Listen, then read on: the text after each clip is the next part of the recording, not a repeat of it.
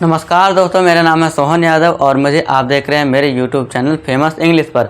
अगर दोस्तों आप इंग्लिश पढ़ना और लिखना बोलना चाहते हैं तो आपके लिए वीडियो बहुत ही इंपॉर्टेंट होने वाली है, क्योंकि दोस्तों आज की इस वीडियो में मैं आपके लिए लाया हूँ इम्पोर्टेंट प्रोनाउंसिएशन रूल। जी हाँ दोस्तों, ये इम्पोर्टेंट प्रोनाउंसिएशन रूल्स बहुत ही ज़रूरी है आपके लिए अगर आप इंग्लिश पढ़ना लिखना और बोलना चाहते हैं। तो चलिए एक एक करके इन रूल्स को है ना, इन नियमों को एक एक करके पढ़ लेते हैं, जिससे कि आपका जो है ना इंग्लिश जो है आपके लिए बहुत ही आसान हो जाएगी और इंग्लिश में आपकी काफ़ी इम्प्रूवमेंट भी होगी। ठीक है दोस्तों, तो चलिए शुरू करते हैं। सबसे पहला देखिए, पहला रूल है, अगर सी के बाद ई आई वाई हो तो उसका साउंड जो है एस यानी कि सा होता है। सी के बाद अगर दोस्तों आपको ये तीनों लेटर्स में कोई भी दिख जाए तो वहाँ पे सा का साउंड देना है। अब यहाँ देखिए, मैंने यहाँ एग्जाम्पल लिख रखा है इंग्लिश में, उसका साथ साथ हिंदी में प्रोनाउंसिएशन प्लस उसका हिंदी में मीनिंग भी लिख रखा है, जिससे कि आपका वोकैबुलरी भी है ना इम्प्रूव होगा, आपको नए वर्ड की मीनिंग भी पता लगेगी। देखिए सबसे पहला एग्जांपल है सेंट। अब यहाँ देखिए सा का साउंड आपको देना है, सी है ना, सी के बाद ई आ गया तो यहाँ पर आपको क्या कर देना है, सा का साउंड देना है। यहाँ का साउंड नहीं देना। देखिए सी का साउंड, देखिए सी का जो साउंड होता है सा भी होता है और का भी होता है और चा भी होता है कहीं कहीं, लेकिन यहाँ पे आपको सी के बाद जब दिख जाए ई आई वाई तो वहाँ पे आपको साउंड सा देना है, का नहीं देना है। ठीक है दोस्तों, ये ध्यान देना है। तो इसे क्या पढ़ेंगे, सेंट यानी कि प्रतिशत। फिर सी के बाद आई तो इसे क्या पढ़ेंगे, सिटी यानी शहर। सी के बाद वाई तो साइकिल, चक्र। आई होप दोस्तों आपको पहला रूल समझ आया होगा। चलिए दूसरा देखते हैं, अगर किसी शब्द में जी के बाद ई आई वाई हो तो उसका साउंड जो है जे यानी कि जा होगा। नॉर्मल ये दोस्तों जी का जो उच्चारण होता है वो गा होता है, लेकिन यहाँ पर अगर आपको जी के बाद ई आई वाई दिख जाए तो यहाँ आपको क्या करना है, जा का साउंड देना है। ठीक है दोस्तों, एग्जाम्पल देखिए, अब जी के बाद क्या है, ई है तो यहाँ पर जा का साउंड देंगे और उसे क्या पढ़ेंगे, जेम यानी कि रत्न। जी के बाद आई तो इसे क्या पढ़ेंगे, जायंट यानी कि विशाल। जी के बाद वाई तो इसे क्या पढ़ेंगे, जिम यानी कि जिम, जैम, जायंट, जिम। बस जी के बाद ई आई वाई हो तो जा का साउंड, और सी के बाद भी यहाँ भी देखिए सेम है, ई आई वाई, तो दोनों रूल में सेम है, बस यहाँ सी है यहाँ जी है, तो यहाँ पे सी का साउंड सा और यहाँ पे जी का साउंड जा होगा। ठीक है दोस्तों, ग मत करना, ये ध्यान देना है। तो आई होप दोस्तों आपको दोनों रूल समझ आए होंगे, इसको आप कॉपी में नोट कर लीजिए, फिर हम आगे बढ़ेंगे। चलिए दोस्तों थर्ड रूल देखते हैं। ई ए का उच्चारण शब्द में ए होता है, यानी कि आपको ए का साउंड देना है। जैसे अब इसमें है एग्जाम्पल देखिए, ई ए आ गया तो इसका साउंड आपको क्या देना है, ए का देना है, शॉर्ट है। ठीक है दोस्तों, तो इसे क्या पढ़ेंगे, हेड यानी कि सिर। इसे क्या पढ़ेंगे, ब्रेड, बी आर ब्र, ई ए डी के लिए डा, तो हो गया ब्रेड यानी रोटी। ब्रा एक, ब्रेक यानी टूटना।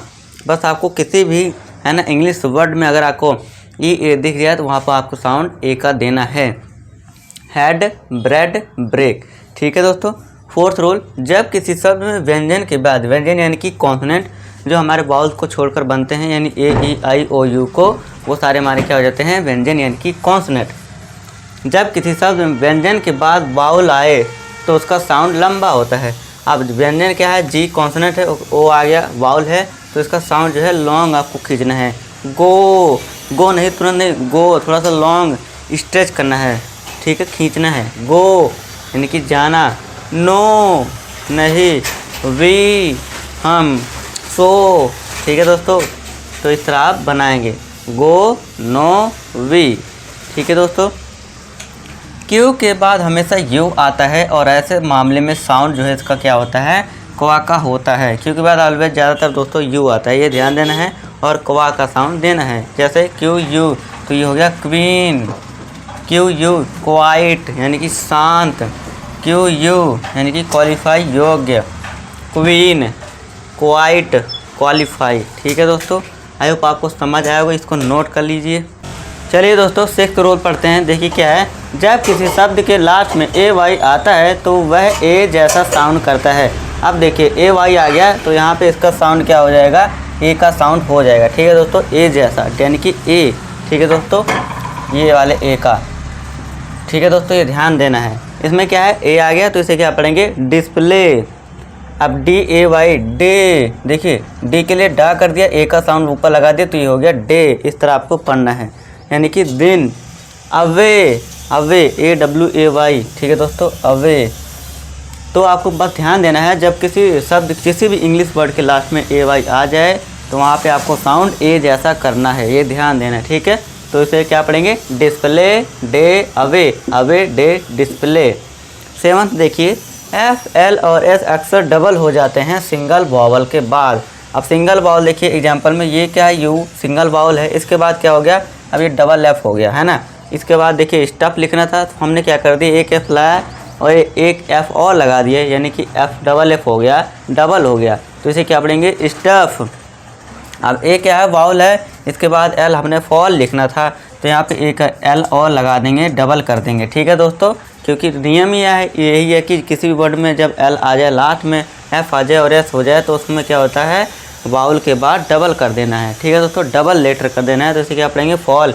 लेकिन दोस्तों इसे अब फल नहीं पढ़ेंगे, हिंदी में इसका देखिए दोस्तों क्या होता है, हम सोचते हैं फॉल है तो डबल L है तो इसके लिए क्या कर दें, फॉल कर दें, ऐसा नहीं, ये गलत हो जाएगा। आपको डबल L साउंड हिंदी में नहीं करना है, इसे बस एक ही साउंड देना है, L के लिए ला, ठीक है दोस्तों, ओनली ला का एक साउंड देना है, तो ये हो जाएगा आपका कंप्लीट। इसे क्या पढ़ेंगे, फॉल। इस तरह से क्या पढ़ेंगे, क्लास। देखिए वावल के बाद S आया, एक और S लगा दिया तो हो गया क्लास। इसके लिए नॉर्मली बस एक सा का देंगे, ठीक है दोस्तों, डबल सा नहीं, ये गलत हो जाएगा। एक सा का साउंड यानी कि आवाज़ देंगे तो ये हो गया हमारा क्लास, ठीक है दोस्तों। आई होप दोनों रूल समझ आए होंगे। चलिए लास्ट रूल इस वीडियो का, इसको समझते हैं। जब किसी शब्द के अंत में फुल जोड़ा जाता है ना, किसी भी इंग्लिश वर्ड में जब हम आपको, है ना, FULL फुल लिखना हो तो क्या होता है, वह फुल बन जाता है। FUL, एक L को हम हटा देते हैं। अब यहाँ क्या है, डबल L, बस सिंपल आपको क्या करना है, जब आपको फुल लिखना हो तो एक L को हटा दीजिए तो वो हो जाएगा कंप्लीट। जैसे कि हम मान लीजिए यूथफुल लिखना था, है ना, इससे पहले क्या था, डबल L था, है ना। यूथ को अलग करें और फुल को अलग करें तो ये जो फुल है ये डबल L था इससे पहले क्या था, ये FULL था, लेकिन हमने क्या लिखना है, यूथफुल, तो हम यूथ लिखेंगे और बस फुल के लिए बस एक L हटा देंगे तो ये हो जाएगा कंप्लीट यूथफुल, ठीक है दोस्तों। फिर नेक्स्ट देखिए, जॉयफुल लिखना था, जॉय और फुल अलग अलग थे, ठीक है दोस्तों, इससे पहले क्या थे, अलग अलग थे। अब हमें क्या नीड हुई, हमें क्या ज़रूरत पड़ी कि इसको एक करना पड़ गया, ज़रूरत पड़ी, है ना, इसको मीनिंग होता है तो जॉय को अलग, है ना, जॉय और फुल को एक साथ लिखना है। तो फुल फिर से क्या था यहाँ पे, है ना, डबल L था। तो अब हम क्या करेंगे, जब जॉयफुल लिखेंगे तो एक L हटा देंगे और लिखेंगे FUL और ये हो जाएगा जॉयफुल, JOYFUL, तो ये क्या हो गया, जॉयफुल, ठीक है दोस्तों। यूथफुल, जॉयफुल, ठीक है दोस्तों। थैंकफुल, ग्रेटफुल, इस तरह आप और एग्जांपल देख सकते हैं, ठीक है दोस्तों। आई होप दोस्तों आपको ये रूल समझ आया होगा। बस आपको डबल L जो है इसको एक कर देना है, L को एक हटा देना है, बस एक L लिखना है तो आपका कंप्लीट हो जाएगा, ठीक है दोस्तों। आई होप दोस्तों आपको ये रूल सारे समझ आए होंगे।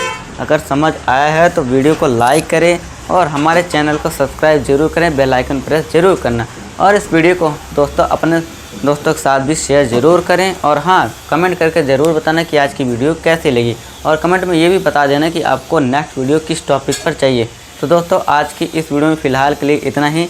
मिलूँगा आपसे नेक्स्ट वीडियो में एक और नए मज़ेदार शानदार टॉपिक के साथ। तब तक के लिए नमस्कार।